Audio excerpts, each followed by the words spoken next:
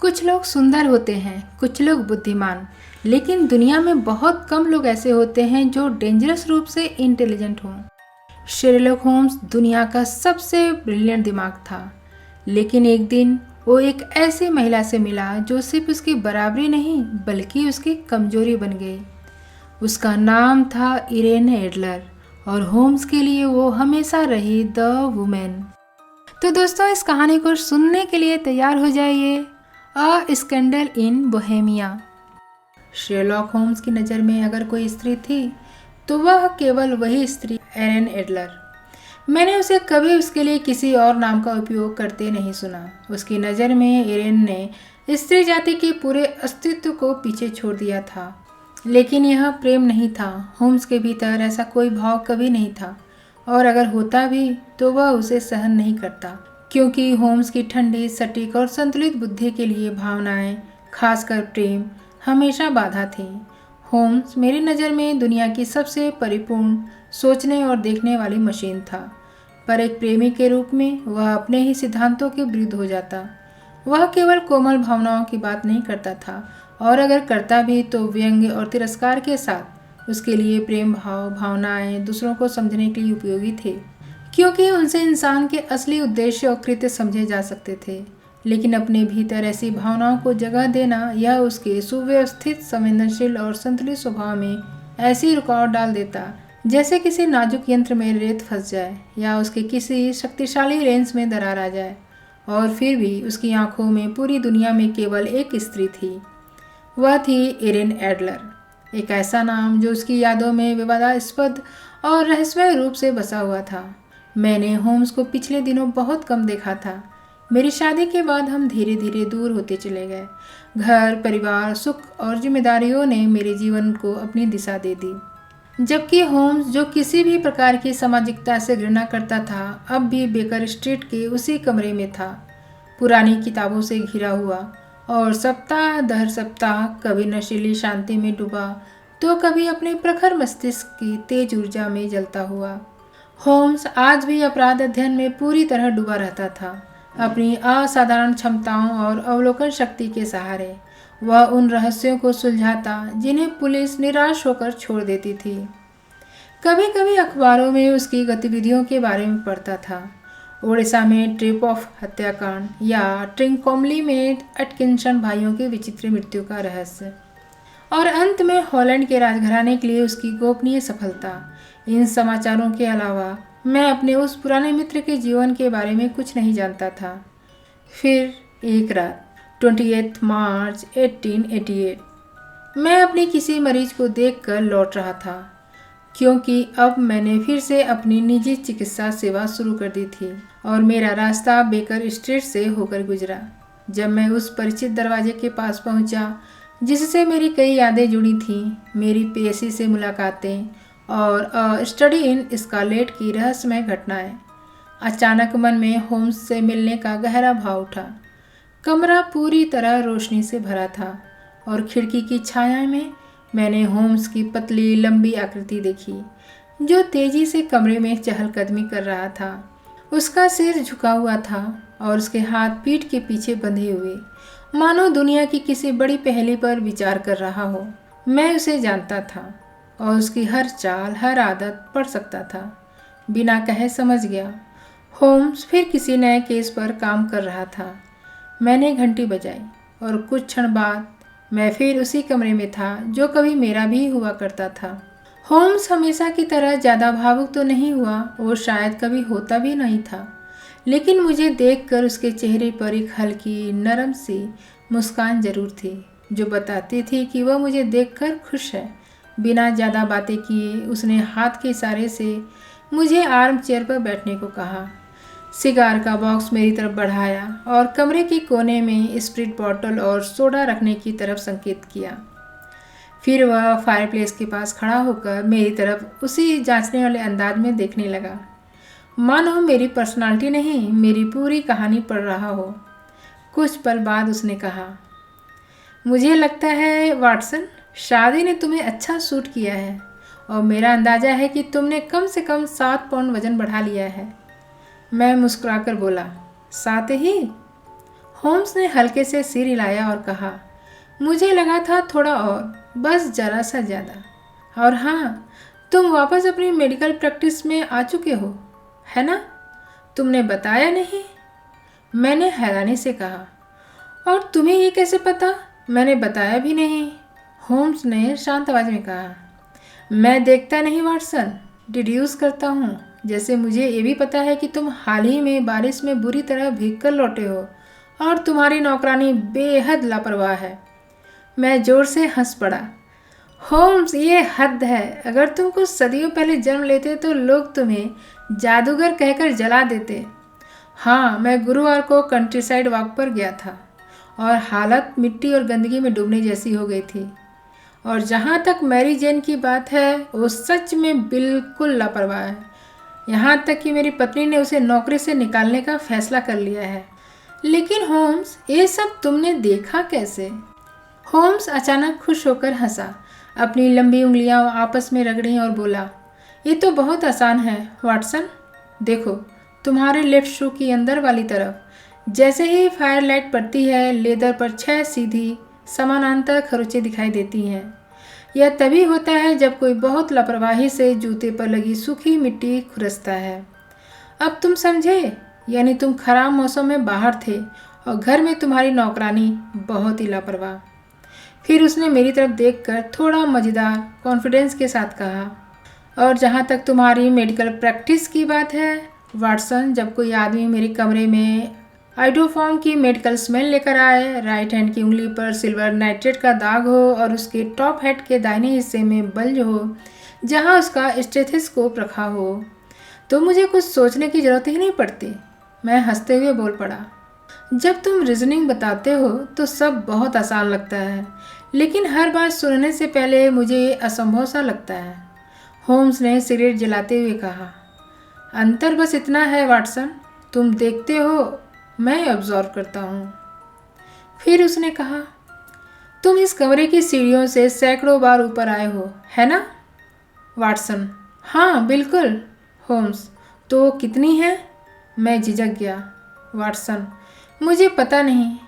Holmes मुस्कुराया। यही फ़र्क है, तुमने देखा है पर जाना नहीं, जबकि मैं दोनों करता हूँ।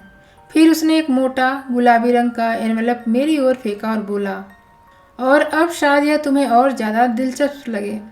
होम्स ने मेरे हाथ में मोटा गुलाबी रंग का कागज़ थमाया, वही नोट पेपर जो उसकी मेज पर खुला पड़ा था। यह आखिरी डाक में आया है, इसे ज़रा जोर से पढ़ो। उस नोट पर न तारीख थी, न नाम, न पता। उसमें बस इतना लिखा था, आज रात ठीक 7:30 बजे एक सज्जन आपसे मिलने आएंगे। मामला अत्यंत गंभीर है। आप जिस तरह हाल ही में यूरोप के राजघराने की मदद कर चुके हैं, उससे साबित होता है कि आप ऐसे मामलों को संभालने के लिए पूरी तरह योग्य और भरोसेमंद हैं। कृपया उस समय अपने कमरे में मौजूद रहें, और अगर वह आगंतुक मास्क पहन कर आएँ तो इसे बुरा ना मानें। मैंने नोट पढ़कर होम्स की तरफ देखा और धीमे स्वर में कहा, ये तो सच में बहुत अजीब है। तुम्हें क्या लगता है, इसका क्या मतलब है? होम्स ने बिना भाव बदले जवाब दिया, अभी मेरे पास कोई जानकारी नहीं है, इसलिए मैं कुछ नहीं कह सकता। बिना फैक्ट्स के थ्योरी बनाना सबसे बड़ी गलती है, क्योंकि तब इंसान फैक्ट्स को थ्योरी के मुताबिक ढालने लगता है, जबकि होना उल्टा चाहिए। उसने मेरी तरफ देखा और बोला, लेकिन नोट से तुम क्या डिड्यूस कर सकते हो? मैंने कागज़ को ध्यान से देखा, उसकी क्वालिटी, उसके टेक्सचर, होम्स की नकल करने की कोशिश की। जो आदमी ये लिख रहा है वो शायद अमीर है, क्योंकि ऐसा कागज़ सस्ता नहीं होता। कम से कम आधे क्राउन में मिलता होगा। बहुत मजबूत और ख़ास है। होम्स की आंखों में चमक आई और वो बोला, बिल्कुल, और ख़ास शब्द सही है, क्योंकि ये अंग्रेजी कागज़ नहीं है। ज़रा इसे रोशनी के सामने करो। मैंने जैसे ही कागज़ को रोशनी में उठाया, उसके टेक्सचर में कुछ अक्षर उभर आए। एक बड़ा ई, छोटा जी, एक पी और बड़ा जी, उसके साथ एक छोटा टी। होम्स मुस्कुराया और पूछा, इससे क्या समझते हो वाटसन? शायद मेकर का नाम या उसका मोनोग्राम? होम्स हंस पड़ा। नहीं वाटसन, बिल्कुल नहीं, यह कोड है। उसने शेल्फ से एक भारी किताब निकाली और पन्ने पलटने लगा।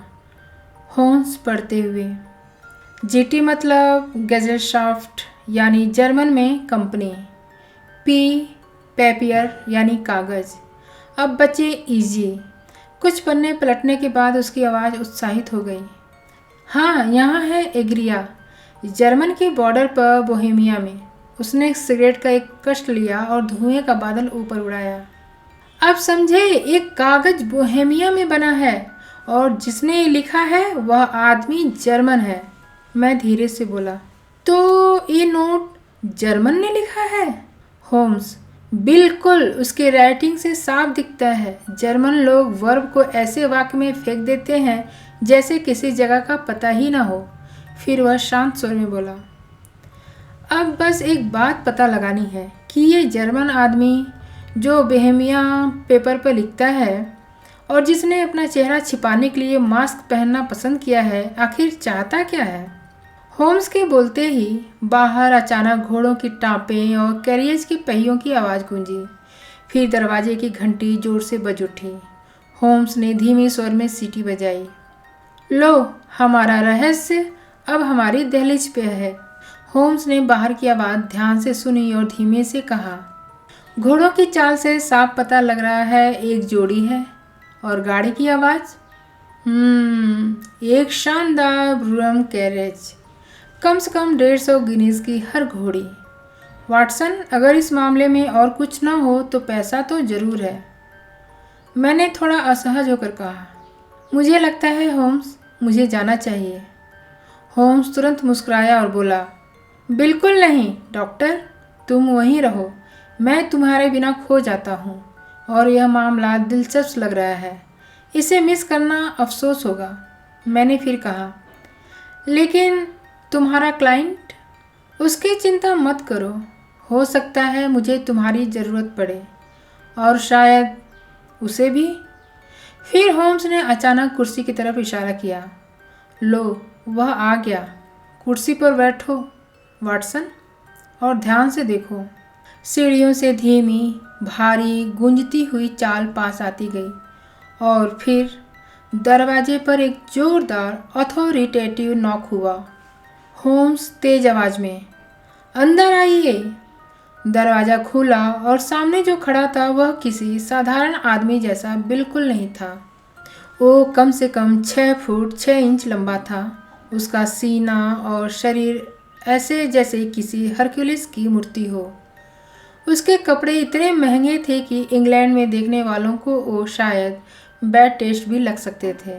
उसकी डबल ब्रेस्टेड कोट पर मोटे फर के बैंड, उसके कंधों पर गहरा नीला क्लॉक, अंदर जलती लौ की तरह चमकता हुआ फ्लेम कलर्ड सिल्क लाइनिंग और गले में एक सोने का ब्रूश जिसमें एक बड़ा चमकता हुआ बेरिल स्टोन। उसके घुटनों तक आते जूते रिच फर से ट्रिम्ड और सबसे ध्यान खींचने वाली चीज़, चेहरे के ऊपरी हिस्से पर काला मास्क। उसका हाथ अभी भी मास्क को छू रहा था जैसे वो अभी अभी उतरा हो। उसके चेहरे की निचली झलक से साफ था। मोटा होंठ, लंबी सीधी ठोड़ी और जिद्दीपन में डूबी पर्सनालिटी। वह भारी जर्मन एक्सेंट में बोला, आपको मेरा नोट मिला होगा, मैंने कहा था कि मैं मिलने आऊँगा। उसकी नज़र होम्स और फिर मुझ पर गई, जैसे तय कर रहा हो किससे बात करे। होम्स शांत स्वर में बोला, कृपया बैठिए, ये मेरे मित्र और सहयोगी डॉक्टर वाटसन हैं। कभी कभी मेरे मामलों में मेरी मदद करते हैं। और अब बताएं, मुझे किससे मिलने का सम्मान मिल रहा है? वह भारी आवाज़ में बोला, आप मुझे काउंट वोन क्राइम कह सकते हैं। मैं बोहेमिया का एक नोबेलमैन हूँ और मैं यह जानना चाहता हूँ, क्या आपका मित्र डॉक्टर वाटसन रहस्य रखने में आपकी तरह भरोसेमंद है? क्योंकि मेरा मामला बेहद संवेदनशील और महत्वपूर्ण है। मैं उठ गया जाने के लिए, लेकिन होम्स ने मेरा हाथ पकड़कर फिर बैठा दिया। या तो हम दोनों सुनेंगे या कोई नहीं। काउंट ने कंधे उचकाए और भारी आवाज़ में बोला, ठीक है, तो पहले मैं आपको दोनों को 2 साल तक पूर्ण गोपनीयता की शपथ देना चाहता हूँ। उसके बाद यह मामला महत्वहीन हो जाएगा। होम्स ने बिना हेजिटेशन कहा, मैं वादा करता हूँ। और मैंने भी कहा, मैं भी। और रहस्यमय आदमी गहरी आवाज में बोला, आप मेरे इस मुखौटे को बुरा ना माने। जिस महान व्यक्ति ने मुझे भेजा है वो नहीं चाहते कि मेरी पहचान आपको पता चले। और मैं मानता हूँ जिस नाम से मैंने अभी खुद को परिचय दिया वो असली नहीं है। होम्स ने हल्की सी मुस्कान और ठंडी आवाज़ में कहा, मुझे पहले से पता था। कमरे में कुछ पल की खामोशी फैल गई। फिर वह आदमी फिर बोला, ये मामला बहुत संवेदनशील है। अगर यह बाहर आ गया तो यूरोप की एक शाही फैमिली की प्रतिष्ठा हिल सकती है। यह स्कैंडल एक साम्राज्य को हिला सकता है। सीधे शब्दों में कहूँ तो यह मामला house of Ormstein, kings of Bohemia से जुड़ा है। होम्स ने आंखें बंद ही रखते हुए कहा, यह बात भी मुझे पता थी। उस अजनबी ने आश्चर्य से होम्स को देखा, जैसे उसे विश्वास नहीं हो रहा हो कि उसके राज एक अनजान कमरे में पहले ही खुल चुके हैं। होम्स ने आंखें खोलकर कहा, अगर आपकी महाराजाधीशता अब असल मामला बताने की कृपा करे तो मैं बेहतर सलाह दे सकूंगा। ये सुनते ही वो आदमी अचानक उठ खड़ा हुआ। उसकी चाल बेचैन थी।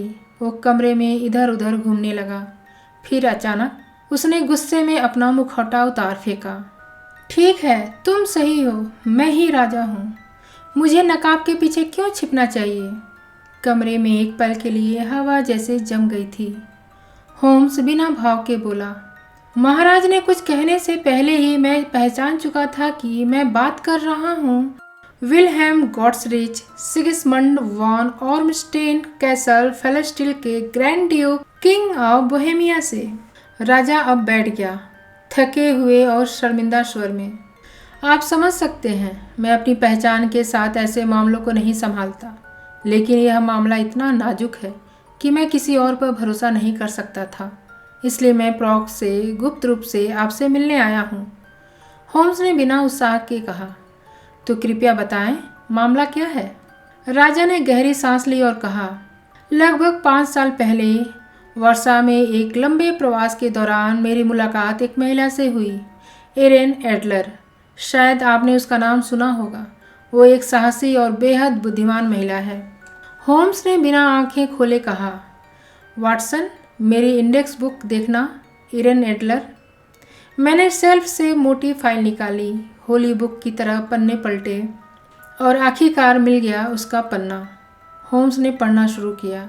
जन्म न्यू जर्सी, वर्ष 1858, वॉइस टाइप कॉन्ट्रेल्टो, ला स्काला में परफॉर्म, वर्सा ओपेरा की प्रीमा डोना, अब लंदन में निवास। होम्स ने राजा की तरफ देखा।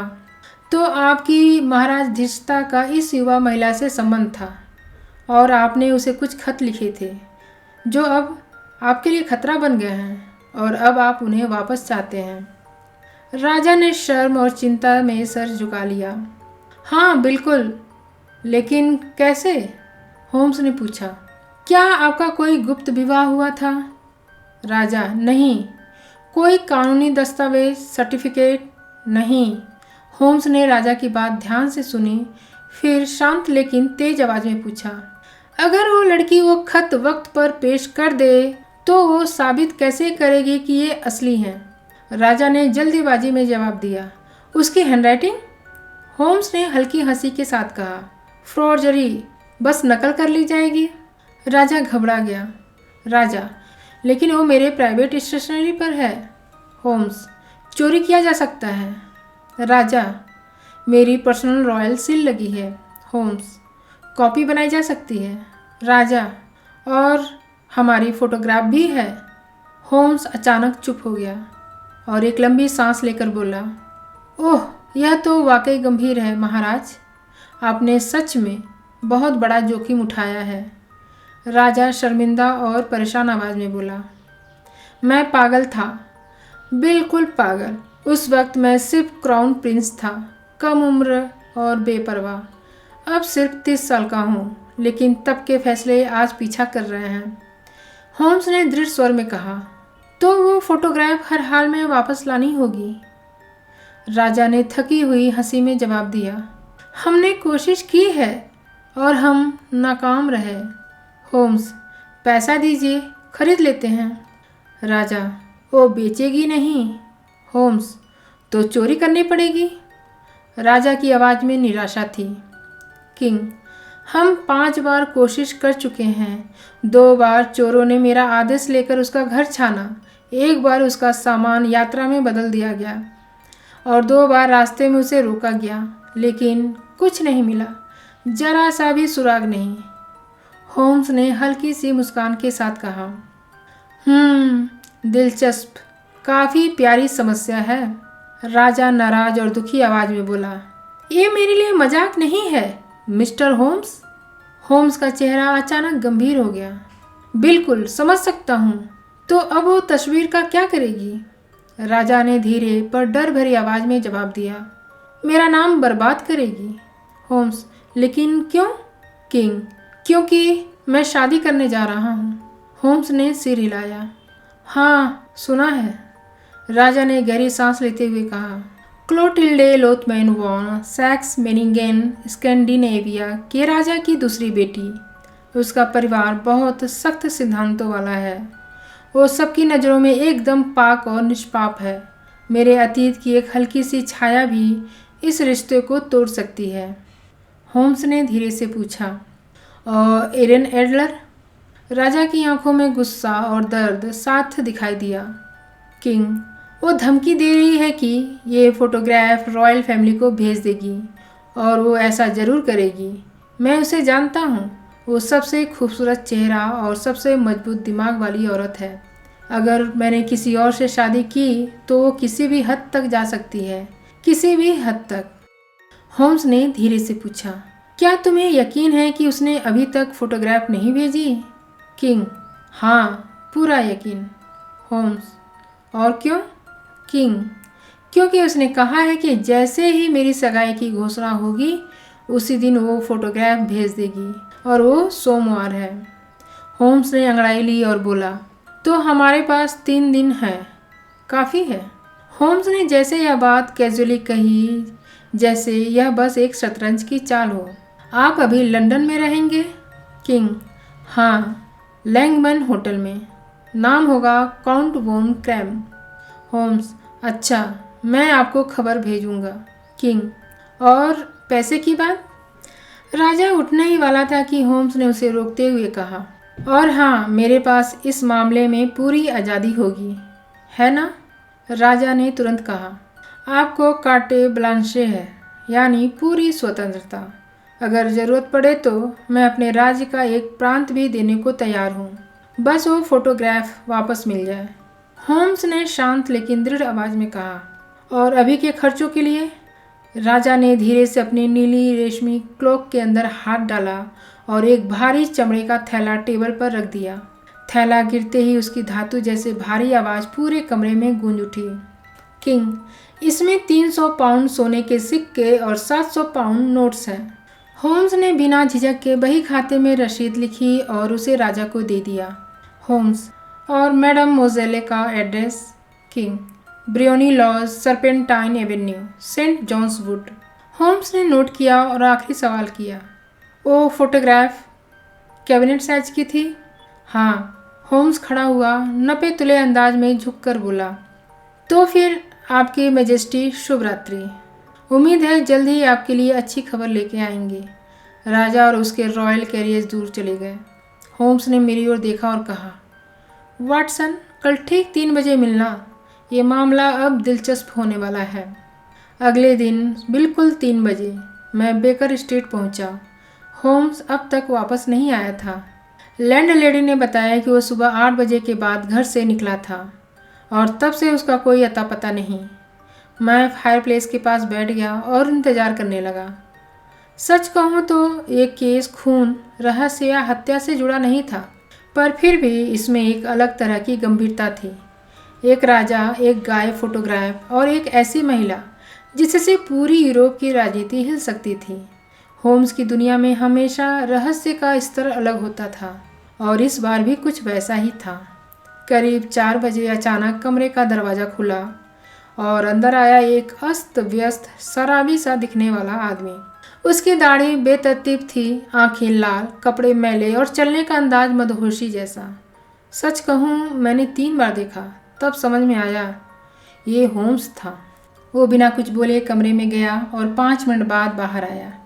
अब वो वही पुराना होम्स था, ट्वीड कोट, साफ चेहरा और वही कॉन्फिडेंट आंखें। वो कुर्सी पर बैठा, पैर फैले और दिल खोलकर हंस पड़ा। होम्स हंसते हुए बोला, वाटसन आज तो मज़ा आ गया। होम्स अभी तक हंस ही रहा था। उसकी आंखों में चमक थी, जैसे किसी शिकारी को अपने शिकार की दिशा मिल गई हो। मैंने उत्सुकता से पूछा, आखिर बात क्या है होम्स? होम्स ने सांस संभाली, फिर मुस्कुराकर बोला, वाटसन, अगर मैं तुम्हें बताऊं कि आज सुबह मैंने क्या किया तो तुम अंदाज़ा भी नहीं लगा पाओगे। मैंने कहा, तो फिर बताओ। मुझे लगता है तुम मिस एरन एडलर के घर के आसपास घूम रहे थे या उसकी गतिविधियों पर नज़र रख रहे थे। होम्स ने उंगली उठाई। बिल्कुल सही, लेकिन कहानी का आगे का हिस्सा और भी रोचक है। होम्स, सुबह ठीक 8 बजे मैं एक बेरोजगार घोड़े संभालने वाले ग्रूम की वेशभूषा में ब्रियोनी लॉज पहुंचा। होम्स रुका, जैसे दृश्य को याद कर रहा हो। तुम विश्वास नहीं करोगे वाटसन, घोड़ों से जुड़े लोग एक गुप्त ब्रदरहुड जैसे होते हैं। अगर तुम उनमें से दिखते हो तो तुम्हें हर चीज़ पता चल जाती है। होम्स ने ब्रियोनी लॉज का पूरा विवरण दिया, जैसे कोई कलाकार चित्र बना रहा हो। एक छोटा लेकिन शानदार घर, सामने की तरफ बिल्कुल सड़क से सटा हुआ चबलॉक पर विंडोज़ इतनी कमज़ोर कि कोई भी बच्चा खोल सकता है। पीछे गार्डन और ऊपर से पैसेज विंडो तक कोच हाउस की छत से पहुंचा जा सकता है। वाटसन हैरान था कि होम्स ने इतनी सूक्ष्म बातें कैसे नोट की। इसके बाद होम्स सड़क की ओर गया, जैसे कैजुअली टहल रहा हो, पर वास्तव में वो एक एक पीस इन्फॉर्मेशन जोड़ रहा था। होम्स, मैंने आसपास के स्टेबल वालों की मदद की, उनके घोड़े साफ करवाए और बदले में मुझे मिला 2 पेनीज, आधा बियर का गिलास, 2 बार सस्ती टोबैको और सबसे ज़रूरी जानकारी। होम्स के चेहरे पर वही संतोष था, जैसे किसी साइंटिस्ट ने नया फार्मूला खोज लिया हो। वाटसन ने पूछा, और तुम्हें एरन एडलर के बारे में क्या पता चला? होम्स ने गंभीर स्वर में कहा, वाटसन, उस पूरे इलाके में हर पुरुष उसे देखकर पागल है। वो इस दुनिया में बोनेट पहनने वाली सबसे खूबसूरत महिला मानी जाती है। होम्स ने आगे जोड़ा, वो शांत जीवन जीती है, कंसर्ट में गाती है, हर शाम 5 बजे बाहर निकलती है और 7 बजे वापस लौटती है, बहुत कम बाहर जाती है, और सबसे दिलचस्प बात, उसका सिर्फ एक पुरुष विजिटर है। वाटसन ने झुककर कहा, कौन? Holmes, Godfrey Norton, Inner Temple का वकील। होम्स ने आंखें संकरी की। एक डिटेक्टिव का दिमाग अब तेजी से दौड़ रहा था। होम्स, वह हर दिन आता है, कभी 1 बार, कभी 2 बार, और ये संबंध कैजुअल नहीं है। या तो वो उसका लॉयर है या कुछ और। होम्स ने नाटकीय ढंग से कहा, अगर वो उसका वकील है तो फोटोग्राफ शायद उसकी कस्टडी में है, और अगर नहीं तो प्लान अलग होगा। होम्स ने वाटसन की तरफ देखा और धीमे मुस्कुराया। वाटसन, ये केस सिंपल नहीं है, ये एक चेस गेम है, और एरन एडलर वो पहली महिला है जो मुझे चुनौती दे रही है। होम्स ने आगे कहना शुरू किया, आवाज़ में वही नपी तुली जिज्ञासा और एक्साइटमेंट। वाटसन, उस समय तक मैं बस अंदाजे और शक पर चल रहा था, लेकिन तभी हालात ने अचानक करवट ली। होम्स थोड़ा आगे झुका, जैसे वो सीन फिर से जी रहा हो। मैं अभी भी सोच रहा था कि मुझे आगे क्या करना है, तभी एक हैंडसम कैब ब्रियोनी लॉज के सामने आकर रुकी और उससे उतरा एक बेहद हैंडसम आदमी। वो हल्की मुस्कान के साथ बोला, dark complexion, sharp eagle like nose और घनी मुस्टैच, बिल्कुल उसी आदमी जैसा मैंने सुना था। होम्स ने जेस्चर किया, जैसे वो आदमी तेजी से अंदर गया हो। होम्स, वो इतनी तेजी और कॉन्फिडेंस से अंदर गया जैसे वो घर उसी का हो।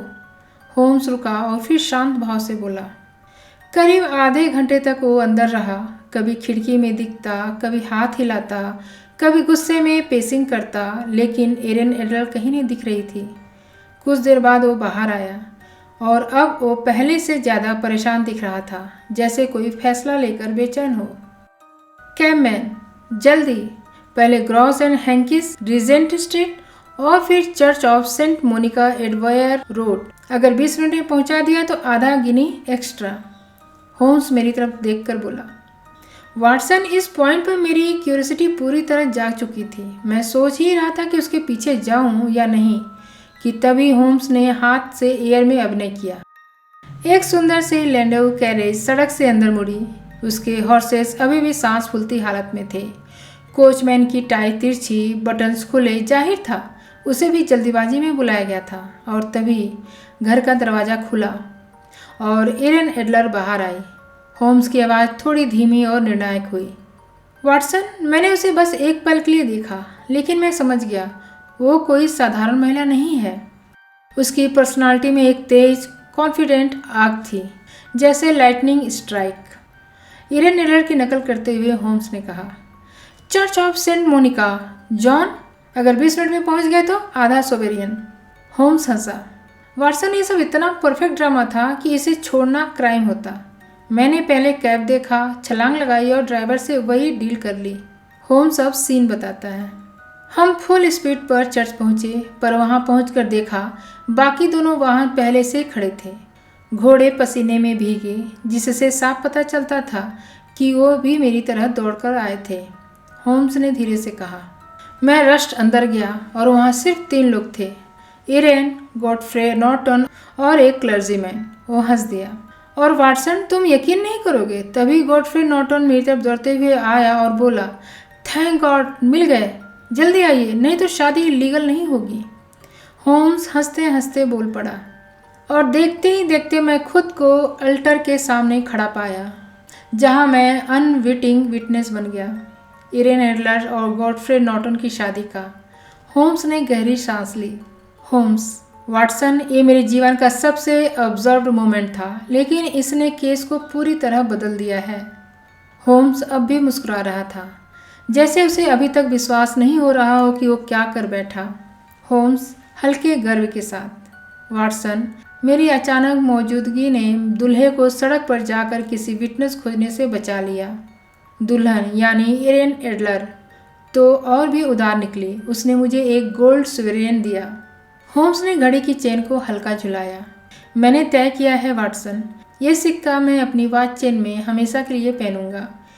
इस अजीबोगरीब घटना की याद में मैंने सिर हिलाते हुए कहा, वाटसन, यह सब तो मैंने सोचा भी नहीं था, लेकिन अब आगे क्या? होम्स की एक्सप्रेशन अचानक गंभीर हो गई। इस शादी ने मेरे प्लान को खतरे में डाल दिया था। अगर वो दोनों तुरंत शहर छोड़ देते तो मामला हाथ से निकल सकता था। होम्स ने आंखें संकरी की, लेकिन चर्च के बाहर उन्होंने अलग अलग रास्तों पर जाने का फैसला किया। वह गॉडफ्रे नॉर्टन टेम्पल वापस चला गया और एरन ने कैरियज में बैठते हुए कहा, मैं 5 बजे पार्क की ड्राइव के लिए जाऊंगी, यूजुअल टाइम। होम्स, इसके बाद मैं भी अपनी तैयारी में लग गया। मैंने पूछा, तो तुम्हारी योजना क्या है? होम्स ने घंटी बजाई और बोला, पहले एक गिलास ठंडा बियर और बीफ। सुबह से इतना काम किया कि खाने का समय ही नहीं मिला। फिर वो मेरी ओर झुक कर बोला, डॉक्टर, आज शाम मुझे तुम्हारी मदद चाहिए। मैं बिना सोचे बोल पड़ा, तुम मुझ पर भरोसा कर सकते हो। होम्स ने आंखें उठाई। क्या तुम कानून तोड़ने को तैयार हो, वाटसन?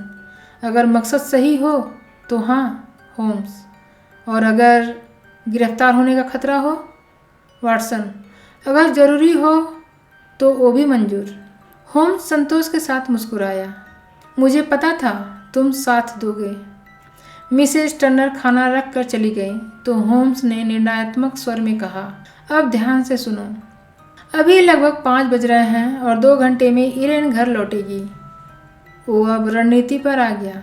होम्स, हमें ब्रियोनी लॉज पहुंचना होगा और फिर जो होगा उसे तुम रोकने की कोशिश नहीं करोगे। किसी भी हालत में तुम हस्तक्षेप नहीं करोगे, समझे? वाटसन, तो मैं न्यूट्रल रहूँगा। होम्स, हाँ, सिर्फ देखोगे, दखल नहीं दोगे। फिर वो अपनी जेब से कुछ लंबी सिगार जैसी चीज़ निकालता है। होम्स, मैं घर के अंदर किसी तरह पहुंच जाऊंगा। 4 या 5 मिनट बाद सिटिंग रूम की खिड़की खुलेगी, तुम उसी खिड़की के पास खड़े रहना। मैंने सिर हिलाया। जब मैं हाथ ऐसे, उसने हाथ उठाया, इशारा दूंगा, तुम इसे खिड़की में फेंक दोगे। मैंने ऑब्जेक्ट लिया। वो एक प्लम्बर की स्मोक रॉकेट थी। होम्स, और उसी समय जोर से चिल्लाना, फायर, आग, आग। होम्स ने आगे कहा, तुम्हारे चिल्लाते ही भीड़ भी वही चिल्लाएगी और फिर बस सड़क के कोने तक चले जाना। मैं 10 मिनट में वापस मिलूँगा। मैंने धीरे से दोहराया। न्यूट्रल रहना है, खिड़की के पास रहना है, सिग्नल मिलते ही स्मोक रॉकेट अंदर फेंकनी है, आग आग चिल्लाना है और फिर कॉर्नर पर खड़ा होना है। होम्स ने संतुष्ट होकर कहा, बिल्कुल सही, यही प्लान है। मैंने होम्स की ओर देखा और कहा, तुम मुझ पर भरोसा रख सकते हो। होम्स ने संतोष भरी मुस्कान दी। बहुत बढ़िया, अब समय है कि मैं अपनी नई भूमिका के लिए तैयारी करूं। होम्स अपने कमरे में गया और कुछ ही मिनटों बाद बाहर निकला। लेकिन अब वो शेरलॉक होम्स नहीं था। अब वो एक शांत, विनम्र और मासूम से दिखने वाले नॉन कॉन्फर्मिस्ट क्लर्जीमैन में बदल चुका था। उसका काला चौड़ा टोपी, ढीली पतलून, सीधा सादा सफ़ेद कॉलर और वो नरम दयालु मुस्कान, ऐसा लगता था जैसे कोई चर्च का साधु दुनिया की मासूमियों पर विश्वास रखता हो। वाटसन ने आश्चर्य से देखा। होम्स ना सिर्फ कपड़े बदलता था, वो अपनी पर्सनालिटी, बॉडी लैंग्वेज, यहाँ तक कि आत्मा की आवाज़ भी बदल देता था। अगर वो एक्टर होता तो मंच ने उसे खो दिया होता, लेकिन क्राइम वर्ल्ड उसे कभी नहीं खो पाया। शाम के 6:15 बजे हम बेकर स्ट्रीट से निकले और करीब 6:50 पर हम सरपेंटाइन एवेन्यू पहुंच गए। धुंधली शाम थी, स्ट्रीट लैंप्स जलने शुरू हो चुके थे और सड़क पर एक अजीब सी चहल पहल थी। होम्स ने धीरे से कहा, ब्रेनी लॉज बिल्कुल वैसा ही है जैसे मैंने सोचा था, लेकिन यहाँ अपेक्षा से ज़्यादा भीड़ है। वहाँ अलग अलग लोग थे। फटे कपड़ों में कुछ आदमी हंसते और पाइप पीते हुए, एक सीजर ग्राइंडर अपनी चक्की चलाता हुआ, 2 गार्ड्स किसी नर्स मेड से बातें करते हुए और कुछ युवा अमीर लड़के सिगार लिए सड़क पर टहलते हुए। होम्स ने धीमी स्वर में कहा, यह शादी हमारे लिए चीज़ें आसान करती हैं वाटसन। मैंने हैरानी से देखा। वाटसन, कैसे? होम्स ने मुस्कुराकर समझाया। वो फोटोग्राफ अब सिर्फ राजा के लिए खतरा नहीं है, बल्कि अब इरेन खुद नहीं चाहेगी कि मिस्टर गॉडफ्रे नॉर्टन उसे देखे। अब यह तस्वीर दोनों तरफ से खतरा बन चुकी है। वाटसन, तो फोटो कहाँ है? होम्स ने तर्क दिया। वो कैबिनेट साइज की है, कपड़ों में छिपाना मुश्किल। इरेन जानती है कि किंग उसे सर्च करवा सकता है, इसलिए वो इसे अपने पास लेकर नहीं घूमती। वाटसन ने अंदाज़ा लगाया। तो शायद उसके बैंकर या लॉयर के पास? होम्स ने सिर हिलाया। नहीं वाटसन, महिलाएं राज छिपाने में माहिर होती हैं और वो चीज़ें खुद संभालना पसंद करती हैं, इसलिए वो किसी बैंकर या वकील पर भरोसा नहीं करेंगी। होम्स की आवाज़ शांत लेकिन निश्चित थी। और याद रखो, वो तस्वीर सिर्फ कुछ दिनों में इस्तेमाल होने वाली है, इसलिए वो वहीं होगी जहां वो उसे तुरंत निकाल सके। वाटसन ने सांस रोकी। तो वो उसके घर में है? होम्स ने कॉन्फिडेंस से कहा। बिल्कुल। और फिर वाटसन ने आखिरी सवाल पूछा, लेकिन तुम उसे ढूंढोगे कैसे? बर्गलार्स भी असफल रहे। होम्स ने रहस्यमयी मुस्कान दी। मैं उसे खोजूंगा नहीं, मैं उसे खुद दिखाने पर मजबूर करूंगा। वाटसन ने भौहें उठाई। और अगर वो मना कर दे? होम्स की आंखों में वही ठंडी चमक लौट आई। होम्स ने धीमे स्वर में कहा, वो मना नहीं कर पाएगी। और वाटसन, अब ध्यान दो, मैं कैरियज की आवाज़ सुन रहा हूँ, वो आ रही है। अब मेरे हर निर्देश बिल्कुल वैसा ही निभाना। मैंने सिर हिलाया, दिल की धड़कन तेज थी। सड़क के मोड़ पर अचानक कैरियज की साइड लाइट्स चमक उठी। एक शानदार सी लैंड्यू सीधी ब्रोनी लॉज के गेट पर आकर रुकी। जैसे ही कैरियज रुकी, गली के किनारे खड़े 2 निकम्मे आदमी दरवाज़ा खोलने के लिए दौड़े। दोनों उम्मीद में कि कुछ पैसा मिल जाएगा, लेकिन पैसा पाने की चाह ने झगड़े में बदलते देर नहीं की। एक ने दूसरे को धक्का दिया, दूसरा गुस्से में चिल्लाया। कुछ ही पलों में वहाँ क्याओस फैल गया। 2 गार्ड्समैन, सीजर्स ग्राइंडर और वो दोनों झगड़ालू आदमी सब लड़ाई में कूद पड़े। घूंसे, डंडे, चिल्लाहट, पूरा दृश्य पल भर में हिंसक हो गया। इरेन एड्रा कैरियर से बाहर आई। उसकी चाल में ग्रेस, कॉन्फिडेंस और रॉयल्टी जैसा अस्तित्व था। लेकिन जैसे ही उसने क्याओस देखा, होम्स भीड़ में कूद पड़ा, मानो उसे बचाने आए हों। और तभी अचानक होम्स चीखा और ज़मीन पर गिर पड़ा। उसके चेहरे से खून बह रहा था। लोगों में अफरा तफरी मच गई। एक तरफ भीड़ भागी, दूसरी तरफ इरेन एडलर अवाक खड़ी थी। सीढ़ियों के ऊपर पीछे हॉल की रोशनी उसके परफेक्ट सिलियोट को आउटलाइन कर रही थी। उसकी आवाज़ चिंता से भरी थी। इरेन, क्या ये सज्जन बहुत घायल हो गए हैं? भीड़ से कई आवाज़ें आईं। मर गया? नहीं, अभी सांस है। हॉस्पिटल ले चलो, नहीं तो मर जाएगा। एक महिला भावुक होकर बोली। अगर इस बहादुर आदमी ने कोशिश ना की होती तो ये गुंडे उसका पर्स और घड़ी छीन लेते। फिर किसी ने कहा, मैडम, क्या हम इसे अंदर ले आएं? इरेन तुरंत बोली, बिल्कुल, अंदर ले आइए। सिटिंग रूम में ले चलिए, वहाँ सोफ़ा है। होम्स को धीरे धीरे अंदर ले जाया गया और उसे मेन सिटिंग रूम के सोफ़ा पर लिटा दिया गया। मैं अब भी प्लान के अनुसार विंडो के पास छिपा था। सीन को देखकर मेरे भीतर संघर्ष चल रहा था। मैंने कभी अपने जीवन में खुद को इतना शर्मिंदा महसूस नहीं किया जितना उस पर, उस महिला की दया और शालीनता देखकर। लेकिन मैं पीछे नहीं हट सकता था। होम्स ने जो भी भरोसा मुझ पर रखा था, मैं उसे तोड़ नहीं सकता था। मैंने कोट के अंदर से स्मोक रॉकेट निकाली। दिल भारी था लेकिन दिमाग मिशन पर केंद्रित। तभी होम्स सोफा पर बैठा और मुश्किल से सांस लेते हुए खिड़की की तरफ इशारा किया जैसे उसे हवा चाहिए। एक मेड तुरंत आई और खिड़की खोल दी और उसी पल होम्स ने वो सिग्नल दिया। मैंने रॉकेट अंदर फेंकी और ज़ोर से चिल्लाया, आग, आग! और फिर पूरा मोहल्ला उसी आवाज़ में बदल गया। Fire, fire in the house! जल्दी भागो! धुएं से कमरा भर गया। लोग दौड़ पड़े, कुर्सियां गिरने लगीं, पैनिक छा गया और अगले ही पल अंदर से होम्स की आवाज़ आई, सब शांत हो जाइए, ये फॉल्स अलार्म है। भीड़ की आवाज़ों और अफरा तफरी के बीच में धीरे धीरे बाहर निकल आया और सड़क के मोड़ पर जाकर खड़ा हो गया जैसा होम्स ने कहा था। करीब 10 मिनट बाद मुझे किसी के हाथ ने मेरी बाँह पकड़ ली और मैंने मुड़कर देखा। शेरलॉक होम्स मेरे बिल्कुल साथ खड़ा था। वो तेज़ी से चल रहा था लेकिन उसकी चाल में जीत की ठंडक थी। कुछ देर तक हम चुप रहे, जब तक हम एडवर्ड रोड की शांत गलियों तक नहीं पहुंच गए। तभी होम्स ने कहा, डॉक्टर, तुमने अपना हिस्सा बिल्कुल परफेक्ट निभाया। सब कुछ ठीक वैसे ही हुआ जैसा चाहिए था। मैंने उत्सुकता से पूछा, तो क्या तुम्हें तस्वीर मिल गई? होम्स हल्की मुस्कान के साथ, नहीं, लेकिन अब मुझे पता है तस्वीर कहाँ छिपी है। मैंने हैरान होकर पूछा, लेकिन तुम्हें कैसे पता चला? होम्स ने आनंद लेते हुए कहा, जैसा मैंने कहा था उसने खुद ही मुझे दिखा दी। मैं अभी भी समझ नहीं पा रहा था। होम्स ने हंसते हुए कहा, वाटसन, ये सब बहुत आसान था। तुमने तो देखा होगा, जो भी सड़क पर था वो सब हमारे लोग थे, सब हायर थे। मैंने सिर हिलाया। हाँ, मुझे अंदाज़ा था, होम्स ने समझाया। जब भीड़ शुरू हुई, मैंने हाथ में छुपाई लाल पेंट को अपने चेहरे पर लगाया और ज़मीन पर गिर गया, जैसे बुरी तरह घायल हो गया हूँ।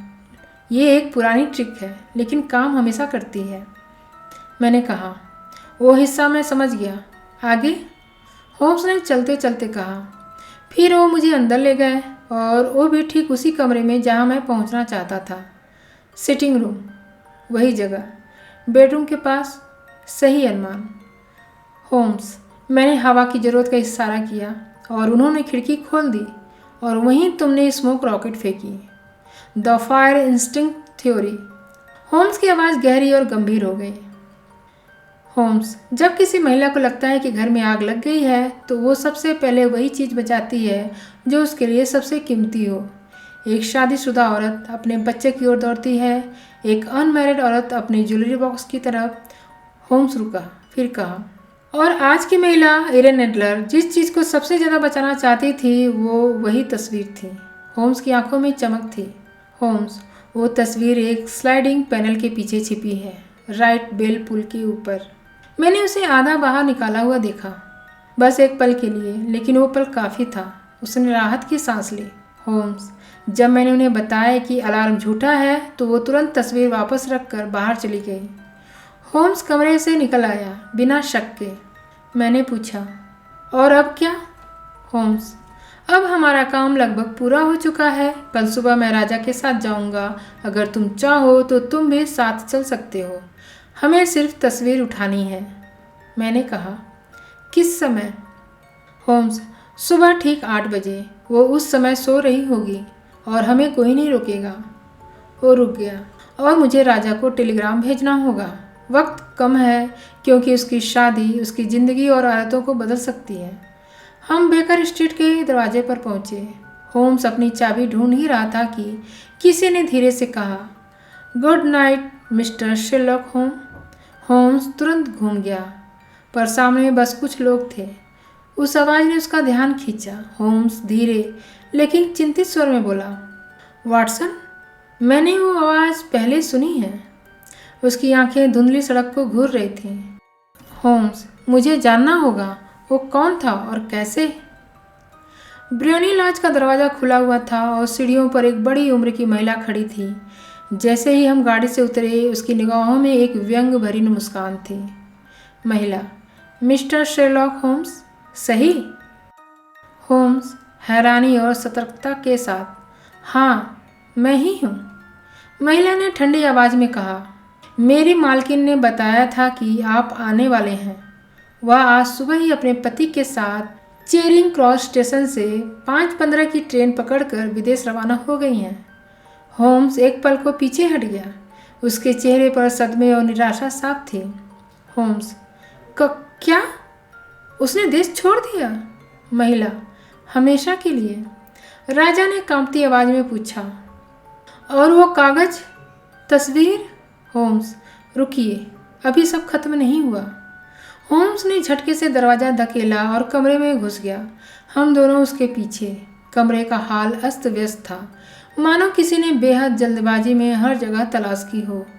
होम्स सीधा बेल पुल की ओर भागा, छिपा हुआ पैनल खोला और वहाँ से एक तस्वीर और एक चिट्ठी निकाली। तस्वीर इरेन एडलर की थी और चिट्ठी पर लिखा था, शेरलॉक होम्स के नाम, जब तक मांगा ना जाए संभाल कर रखें। हम तीनों ने उसे साथ साथ पढ़ा।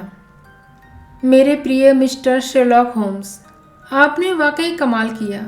आपने मुझे पूरी तरह बेवकूफ़ बनाया। जब तक आग का अलार्म नहीं हुआ मुझे ज़रा भी शक नहीं था, लेकिन जैसे ही मैंने समझा कि मैंने खुद ही राज उजागर कर दिया है, मैंने सोचना शुरू किया। मुझे महीनों पहले चेतावनी दी गई थी कि अगर राजा कभी किसी जासूस की मदद लेगा तो वो आप ही होंगे। आपका पता भी दिया गया था। फिर भी आपने मुझे वही दिखाने पर मजबूर कर दिया जिसे मैं छुपाना चाहती थी। जब शक हुआ तब भी मैं आपके जैसे दयालु और भोले पादरी को धोखा देने की सोच भी नहीं सकी।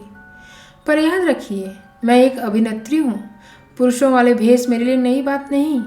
जैसे ही आप घर से निकले मैंने कोचमैन जॉन को आपके पीछे लगाया, खुद कपड़े बदले और आपके जाते ही आपके पीछे निकली। मैंने आपके घर तक का पीछा किया और यह पक्का कर लिया कि आप इसी मामले में दिलचस्पी रखते हैं। मैंने आपको गुड नाइट कहा और अपने पति से मिलने टेम्पल चली गई। हमने फैसला किया कि आपके जैसे खतरनाक प्रतिद्वंदी से बचने का एक ही रास्ता है, भागना। इसलिए जब आप आए घर खाली मिलेगा। तस्वीर को लेकर आपका क्लाइंट निश्चिंत रह सकता है। मैं उसे सिर्फ अपनी सुरक्षा के लिए रख रही हूँ। उस आदमी से मैं प्यार करती हूँ जो उससे कहीं बेहतर है। राजा जो करना चाहे, अब मुझे उससे कोई डर नहीं। मैंने एक तस्वीर छोड़ दी है जो उसे पसंद आ सकती है। और अंत में मैं हमेशा रहूँगी आपकी सच्ची शुभचिंतक, इरेन नॉर्टन, पूर्व में एडलर।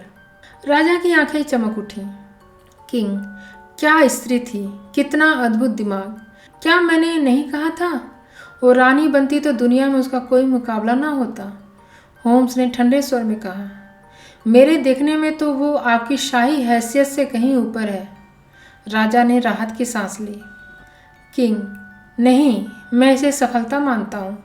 अब वो तस्वीर सुरक्षित है। उसके शब्द हमेशा अंतिम होते हैं। बताइए होम्स, मैं आपको कैसे पुरस्कृत करूँ? वह अपनी उंगली से एक सुंदर एमराल्ड वाली रिंग उतारने लगा। होम्स ने धीरे से कहा, आपके पास कुछ है जिसे मैं उससे अधिक महत्व दूंगा। कहो, क्या? होम्स, वो तस्वीर। राजा स्तब्ध रह गया। इरेन की तस्वीर, अगर तुम चाहते हो तो ले जाओ। होम्स ने हल्का झुककर कहा, धन्यवाद महाराज, अब यह मामला समाप्त हुआ। और हम वहाँ से निकल आए और इस तरह बोहेमिया के राज्य को एक बड़े स्कैंडल से बचा लिया गया।